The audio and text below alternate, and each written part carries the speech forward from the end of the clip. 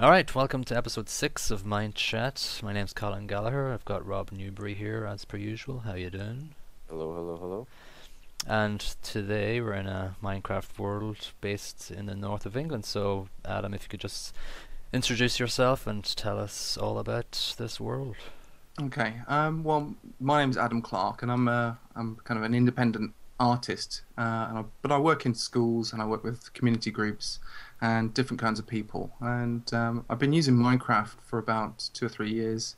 Um, started sneaking it into schools, and I've done a couple of large projects using Minecraft within schools and within community settings, and more recently with a mill, a water mill. So it's like a heritage site where people were investigating the water mill, and we kind of remade the water mill using Minecraft. I play Minecraft every day, and I make videos and tutorials and bits and pieces. So this world here, what we've got going on here is the world was generated using topographical data. So in actual fact, this is a copy of Cumbria. And if we fly around later, you'll be able to see some of the hills, and you'll see that it's significantly different from kind of normal spawns of worlds. And so we're using that really to engage sort of local people. Right. And we're also building Hadrian's Wall across the way as well. And we're going to be having an event at a local museum and celebrating Hadrian's Wall and kind of Roman things, and using Minecraft to do that. Fantastic. Yeah, when I spawned in first, I was on top of a big mountain, and there was a lot of mountain ranges around me. So that's an authentic representation of Cumbria. Yeah, Yeah. It's quite hilly. Yeah. I mean, I'm going to be producing a tutorial about how I made the world, because it was basically you make a height map, and then another there's something called Minecraft Paint, and that uses height maps to generate landscapes and stuff. It's not exactly 1-to-1, but it's reasonably close. Yeah, if you get too large, you get a lot of noise in the picture, and you get crazy mountains.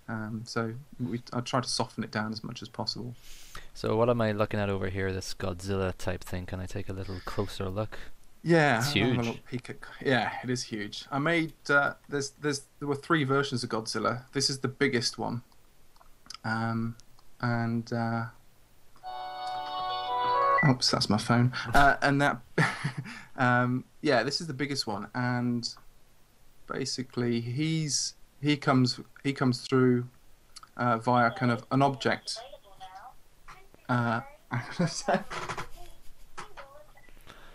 I'm up on top of his head right now. I know. So yeah, basically this is using a 3D object file Okay. and pasting it through, making a Minecraft object through it. A bit like have you heard of Mineways? No. Yeah, I've heard about it. They do. Yeah, so Mineways do 3D printing. Oh, okay. Yeah. And this is sort of achieved by the same route, except you can make a schematic from it, and So this was made in. So this model was made in another program and then imported. this is like a 3D model that I think I got it from Google SketchUp, Google 3D Warehouse, Okay. and just tried to find Godzilla. I found a pretty neat one, and then scooped out the 3D file from there, took it into Blender, and then from Blender took it out of Blender and took it to something else, and finally we get this kind of model here. Fantastic. And then you can use MC Edit to turn it into a schematic, and then I actually, to get it into this world, we're using World Edit as a plugin, Right. and you can put schematics into your server folder, and then just basically load the schematic and paste it into this world directly. Cool. Yeah, it's pretty nice. Yeah. So it's rapidly, you can rapidly build things. Yeah. And so the AT-AT over here. The AT-AT is an early version of that. That's my first experiment with it. Okay. And basically, someone had shown me how. I think there's a tutorial to do it, and I just basically followed the tutorial and thought it was really cool. So that's pretty impressive. Oh, is that a MC Escher building over there, or no? Yeah, we've got Yeah. Escher, but yeah, that's my attempt at Escher buildings. Wow. Um, so yeah, what we're coming into now, we've got Thunderbird 2 as well. Thunderbird 2 is hand built Oh. Wow. in creative mode by Peter. You might see Peter flying around. So this is one of his builds, and we scooped it out of that building and brought it here. Okay. Nice. Yeah. Thunderboards, they're a childhood memory for me. Did you have Thunderbirds in Canada, Rob? Yep. Oh yeah. Yeah. Are those the ones with Nice. the real mouths? The real mods? No. They had real hands, I think. You know, you're so When they kind when they when they zoomed in for a close-up shot. yeah. Cool. And so yeah, just you can bring us to wherever you want to bring us to next, because you're Well, our I'll show you. guide. While we're here, because we can see this big brick area here. Yeah. So I've sort of bricked off. This is Heron Mill. Oh. So this is our kind of 16th century water mill reconstruction. Have you got Mo Animals plugin or something, or what do you call that plugin for the bat? Oh no, that's just that- that's that- Minecraft. Oh, that's Minecraft's. Jeez, that's out of touch. I Yeah. am. That's Yeah, in the latest build of Minecraft. yeah. Just never see them. Yeah, so you get bats. So there's a lot of empty spaces underneath here. So I think we're just spawning a lot of bats in. Yeah. So yeah, so this is. I mean, Heron Mill is as the building. It is a working mill in reality, and it's in the south of the lakes, and it has its own hydroelectric plant as well. So one of the things that students were looking at, and what I was interested in, was the combination of hydroelectricity and the historic kind of historic mill. Mm-hmm. So if we go along here, we've got this is the hydroelectric plant, and this actually provides power for the mill itself. So when we were doing our Minecraft project, all our computers were powered by the river, all the electricity and stuff like that, which is really nice. Oh. And opposite the mill on this side, which there's just just the front of these buildings here, but Right. in actual fact, in reality, this is a big giant paper mill, Okay. and the paper mill uses the electricity also provided by this hydroelectric plant over here. So the mill is self-sustaining now, and it provides electricity and sells electricity to the factory opposite itself. And then inside the mill, it's becoming much more of a historical a place where people can come and learn about history and learn about the mill here. And it's obviously been here for hundreds of years in a variety of different sort of formats. But Yeah. inside the mill, we've kind of looked at it's a wholly wooden mill inside, Mm-hmm. and it does in reality it does it still makes flour Oh. and grinds bits and I'm pieces. gonna have to look it up on Google Earth. Yeah. So what students did you build this with, or what project was this? So, well, this was we got people from the local area to come in, Mm-hmm. and we got sort of 9 to 16-year-olds who might be interested in the mill. And the mill wanted to investigate what young people thought of the mill, and it was part of its heritage lottery funding. So, as part of its heritage lottery funding, it wanted to investigate what young people's opinions and what young people's ideas about what the mill could be used for in the future. Mm-hmm. So as part of that, we created a Minecraft project, and also we did some simulations as well. So we looked at simulating water and power, and so we used some sort of free software to do that too. But essentially, I think the most things we did was go into Minecraft and use Minecraft to really investigate what we saw. So basically, the premise was we go around and have a look at the mill, look at how it worked, really investigate it, take loads of digital pictures, Mm-hmm. think about it, ask different questions, ask big questions as well to the people who ran the mill, and then go back to the classroom. And the classroom was in this building here, and start together making a mill as a team. and kind of building things and experimenting with what the mill could look like and how we could make a mill out in Minecraft. So there are lots of different experiments, and there's some strange experiments all dotted around this map that kind of shows off some of the students' initial work. Because we had quite young people, we had like a couple of 9-year-olds, Right. and we had a couple of 16-year-olds. So it was a mixed class. And for me, that was really interesting because what you get is you get some people with expertise and some people without expertise, but they start collaborating. Right. And start working together as a team. Yeah. It's really interesting. Did it involve like measuring the mill in real life, or did you have like schematics of the mill with the measurements on it already? Or Yeah, we had a couple of schematics, and I tried at that point. We were trying to get the topographical data, but the topographical data for this particular area is a bit fuzzy. Right. So at the end, what we did was we opened up a lot of maps, and we were looking for rivers. So it was a couple of people's jobs to kind of look for things that. So they spent half a day just sort of looking at existing maps, trying different spawns, and seeing if they could find a river. And then and I think when we initially did it, we created a flat world, right. and made a lot of the mill there, and then scooped it out of there and popped it into an existing Minecraft world. Cool. And then hand built it. I asked that question because I had my Minecraft club today, and I had grades 3, 4, and 5 students working together, measuring our school to build a one-to-one scale of our school, and it's tough work. Oh, yeah, it definitely is. Yeah. We've always talked about it, but we've never done it. I never want to force it. I mean, it'd be fantastic to do one, but somebody said to me one time, they said, "Why don't you get the kids to build their ideal school?" That's a neat idea. Yeah, I think that those kind of things are to build replicas are difficult. Definitely, because scale's not scale doesn't really work properly. Like inside here, things go squiffy. Yeah.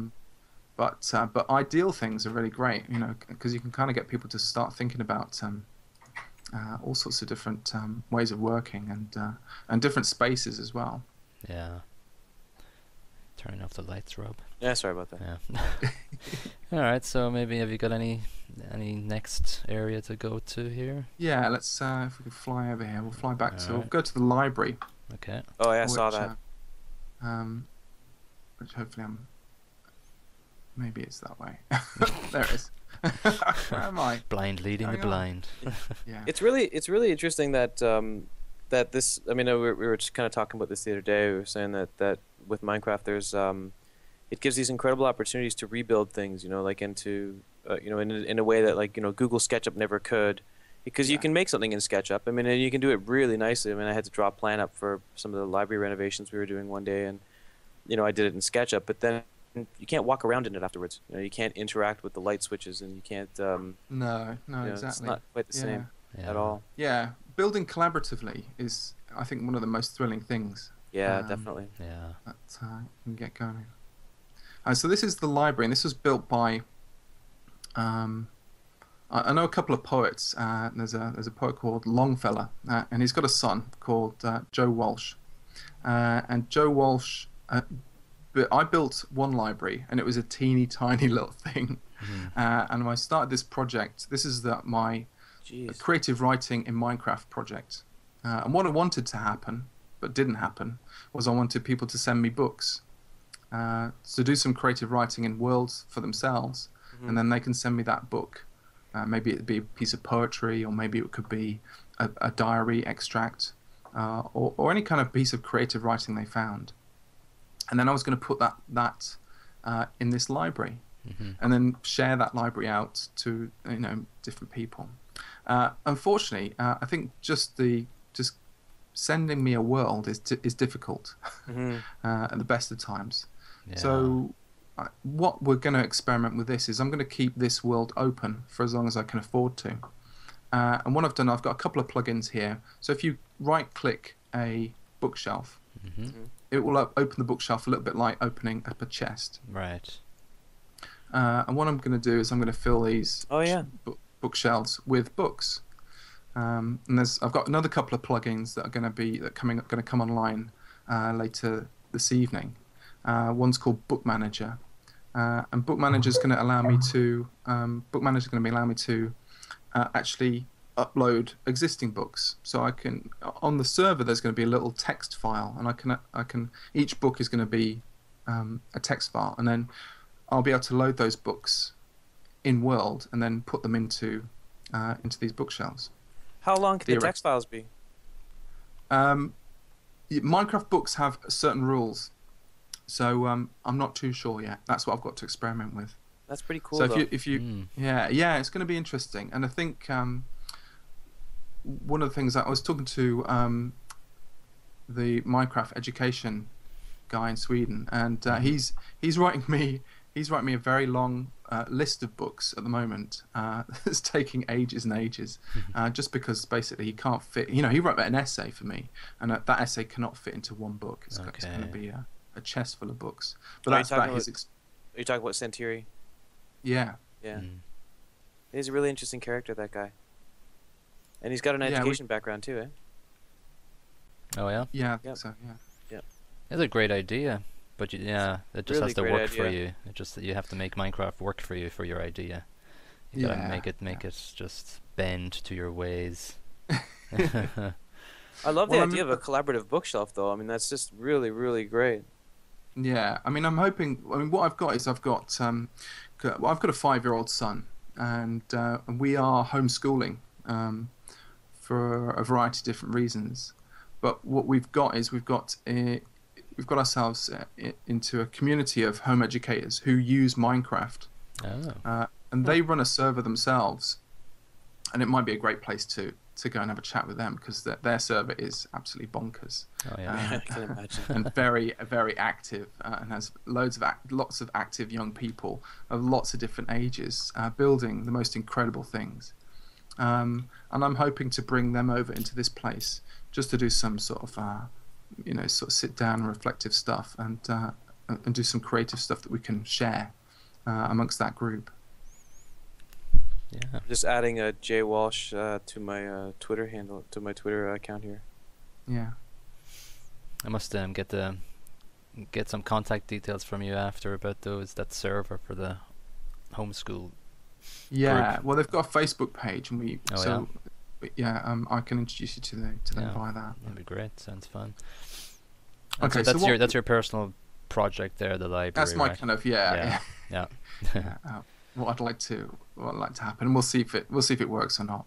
I think I remember you. It's you watch so many videos about Minecraft on YouTube, but I think I remember seeing your video of your first library. Yeah. It was like a room. Yeah. One room. It was a tiny little thing. Yeah, with a golden arrow on top.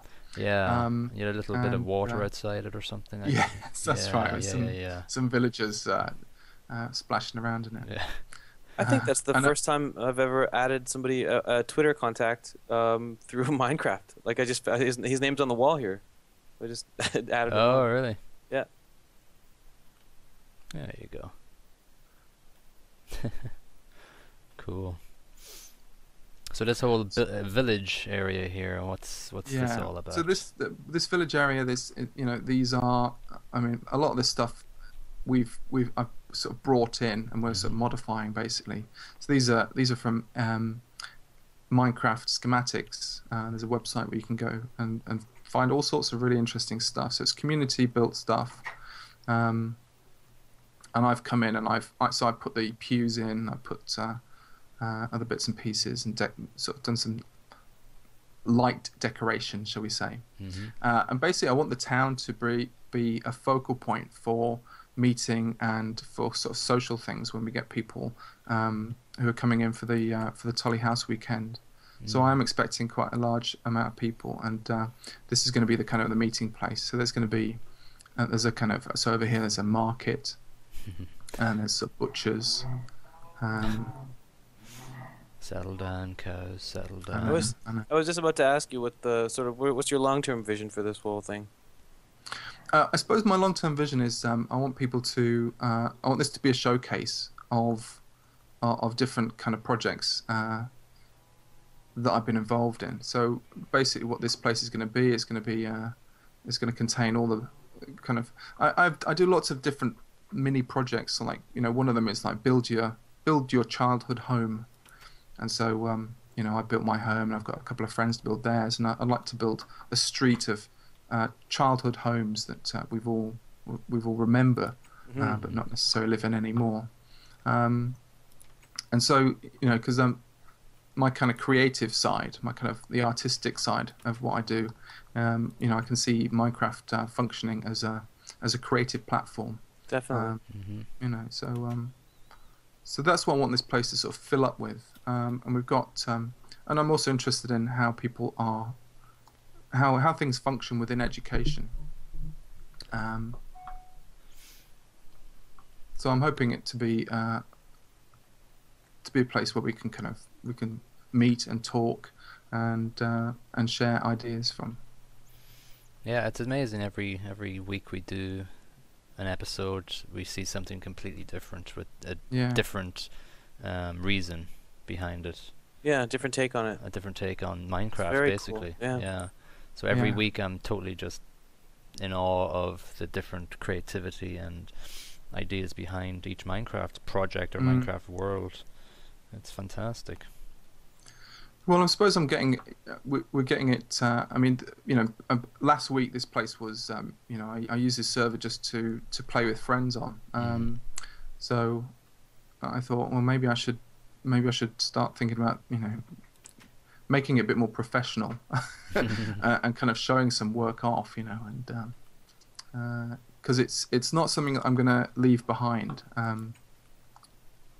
The Minecraft thing, it's something I'm very interested in. And sort of pursuing professionally. Right. So behind the house that you're in at the moment, I'm slowly decorating this house as a sort of a northern terraced house. Behind here we've got the Globe Theatre. Oh wow, there it is. I've often heard of students making a Shakespearean theatre, but I haven't ever seen. Holy cow! Cool. So the idea behind this is what I want to do. What I ideally want to do is create a live show, a live Minecraft show of, I don't know, maybe little pieces of Hamlet, maybe little pieces of Macbeth, and get people literally to come to the theatre and to plug in and to have maybe an audio stream coming out via something like Skype, and to get a small group of actors to perform on stage. That'd be cool. And the reason I was inspired. I used to play on what's that? What's that place that I used to go to? It's all 3D. Second Life. Second Life. Yeah. Oh yeah. We've quickly forgotten about it. Yeah. Oh God, yeah. So I used to play on Second Life quite a lot, and I used to love all the there were amazing places, and there was a Second Life Shakespearean place, and I went to see a couple of shows in Second Life, and I loved the fact that you could sit down and we all, we were kind of trying to really force the technology to work for us, and we sort of saw some Shakespeare. And I know I've got a group of people who are quite interested in giving this a go. I've got a couple of schools who are interested in becoming the audience, and of course, doing Shakespeare in school is very is curriculum based, so we can tick boxes. And I've got some ex-students of mine who've got some great ideas. So basically, some people are thinking about coming in and building the sets, and then the performers come in and perform. Right. And then when we strike the set, we basically come in and destroy it. Yeah. And build another set. So that's how we're going to play this one. That's a great idea. I remember quotation marks learning Hamlet in secondary school, and none of it sunk in. Yeah. Alas, poor Yorick, I knew him well and all that. That's pretty much I remember the one-liners, but students love Minecraft. Get them in here, do do a play, get everybody involved, and you learn the material as you get immersed in the project. I think so. I mean, one of the things I was thinking about was, it's you can look at skins You can Yeah, look at you kind can of design your own skins. different texture packs as well, and then there's all the design stuff. I mean, the most fun I had when I was at school and I learnt Shakespeare was to design costumes. Mhm. You know, I think I did Romeo and Juliet, and I made it into a space opera. So it's all in the future. So yeah, I can see that actually working quite well. Like with using Skype, you can. That's basically how you can. Like Yeah. if one So classroom of students are the actors. Yeah, interesting. yeah. I mean, for us, because we live in Cumbria, Mhm. a lot of there's some issues about schools. So that we have some very small schools. Right. Okay, with maybe 10 children in. And what they do is they're connecting across Northumberland via the internet. So they sometimes do Skyped lessons. So they all Okay, might yeah. do a project together, Mm. and all the kids kind of connect via the Skype or via video feed within their classroom. And I'm thinking, video feed's great, but it's basically a screen on the wall. But with Minecraft and other kind of immersive games as well, you can kind of you can actually you can build something together and collaboratively, Mhm. and that's what. So at the moment I'm trying to experiment with Portal. There's an education version of Portal. Yeah. Sure I think is. that'd be Yeah. and I'm trying to find a school that's got computers powerful enough to run it. Yeah, At the yeah. moment, Yeah. nobody has. Yeah. So it's like, gosh, we've got to look at some funding or something. We play it at our schools. Yeah. I just do it as a lunchtime club. There's no curricular link to it, but Yeah, same I'm here. just waiting for my students to finish the game so they can actually get into the Yeah. room editing part Yeah. of it, you know. So the rain, Uh, Shakespearean drama moment. So let me see. So anything else that we're missing out on? We nearly missed out on the Globe Theatre. You left that to the last yeah. minute, didn't I'd you? take 5 let's, well, screenshots let's of just- it too. Yeah. I'll just fly. If you follow me, Okay. we'll just look at the hopefully get out of the rain as well. Is this the same type of weather that you have over there? That's usually. Oh yeah, Hadrian's Wall. Yes. And it is. Hadrian's Wall, and you can see a kind of a stony path, Yes. and that